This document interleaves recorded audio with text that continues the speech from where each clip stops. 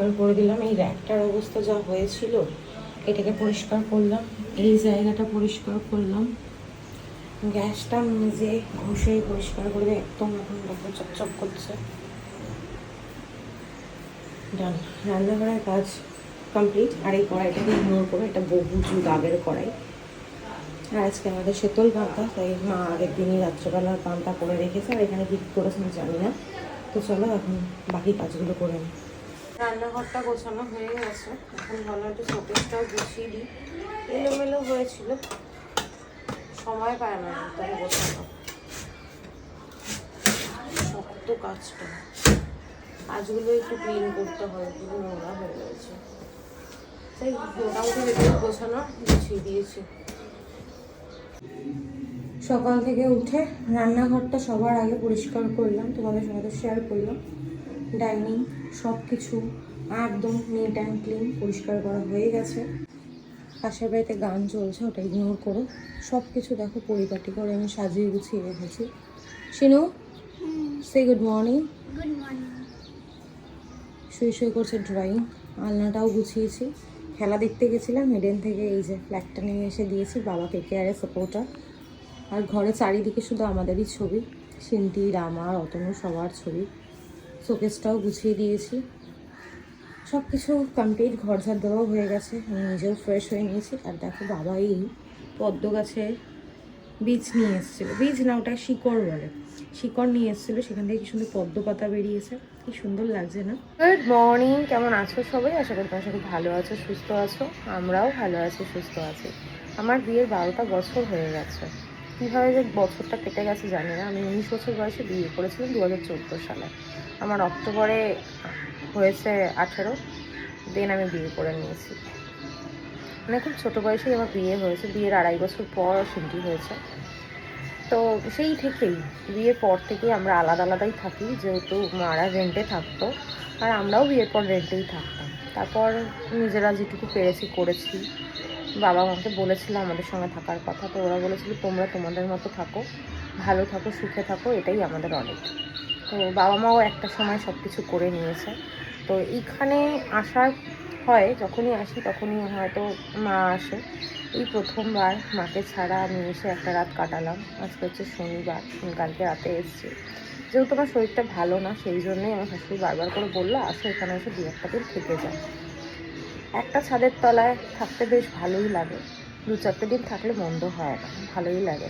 উঠে সকালবেলা যেটুকু কাজ করার দরকার, ঘরটা একটু দেখলাম অগোছালো হয়ে রয়েছে, আমার সময় পায় না।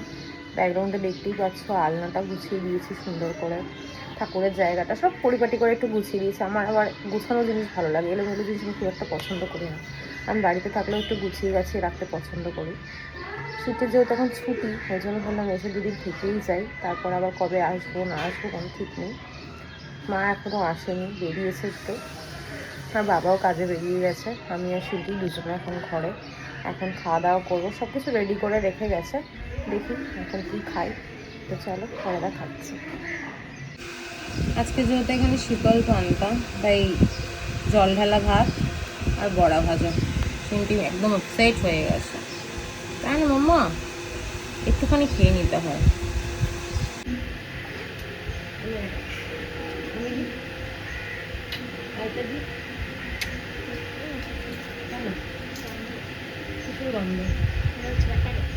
ওই মিক্সড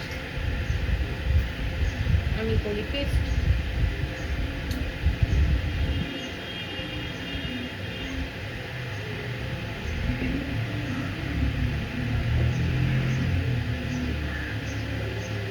কি চাই, কি চাই? হ্যাঁ, ভাত, ভাত। হলো বাবালে, নাক করেছো নাকি? এ নাও, এ নাও, এ নাও, এ নাও, এ নাও, এ নাও, না নাও। প্লাস্টিক লাস্ট পর্যন্ত।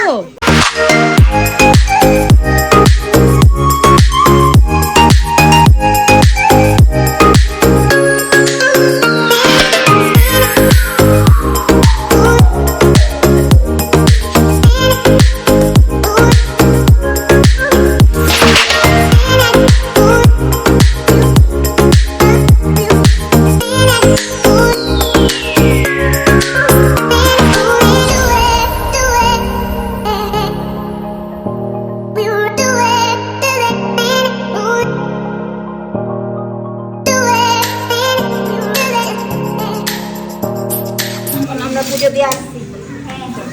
সন্দেশ নেবো, বায়না করবি না কিন্তু, পুজো দিয়ে আসি, একটু সন্দেশ নেবো, তারপর পুজো দেবো। বায়না করবি না কিন্তু। বায়না করে না। দেখ। টাটা। যাও।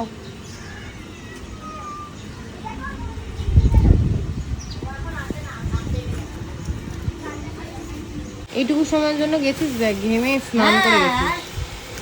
আবার ডবল করে এইদিকে গেলাম, এই যে চকলেট কেনার জন্য।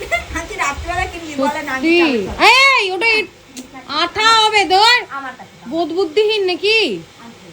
যারা চামচ দিচ্ছি, যারা চামচ দিচ্ছি, রসগোল্লা। তুই খা। এই বাড়িতে আলাদাই ট্রিটমেন্ট, ডাবের জল মানে কিছুক্ষণ পর পরই কিছু না কিছু ধরিয়ে দিয়ে যাচ্ছে। দারুণ মিষ্টি।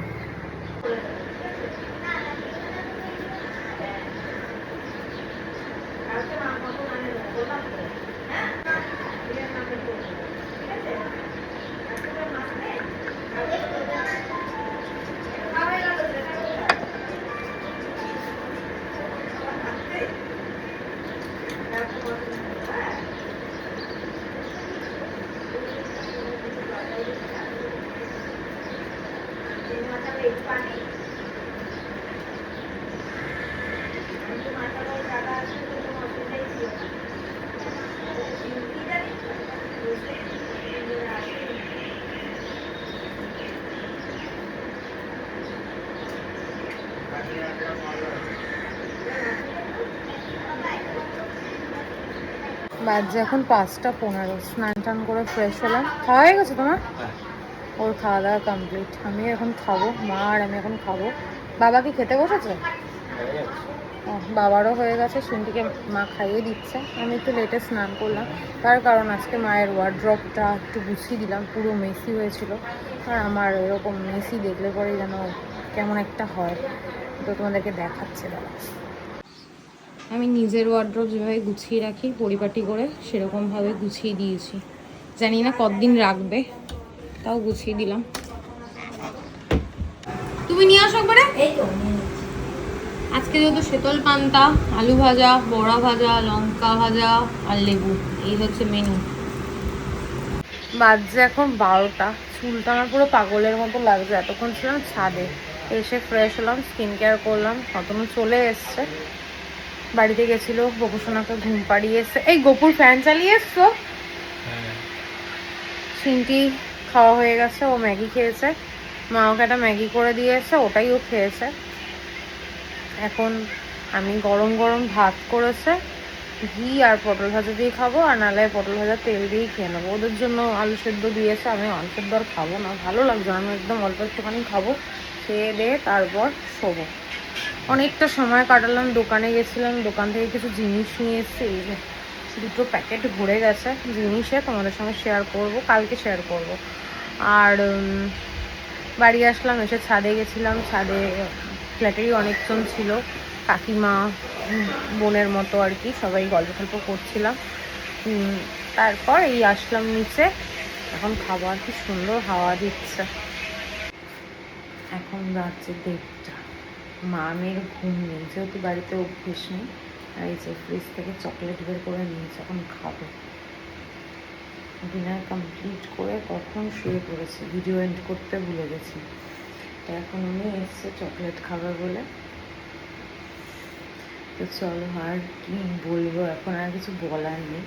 যাই হোক, গুড নাইট। তোমরা সব ভালো থেকো, সুস্থ থেকো, ভালোবাসা দিয়ে পাশে থেকো। আজকে আমাদের ভিডিওটা এইটুকুই। টাটা।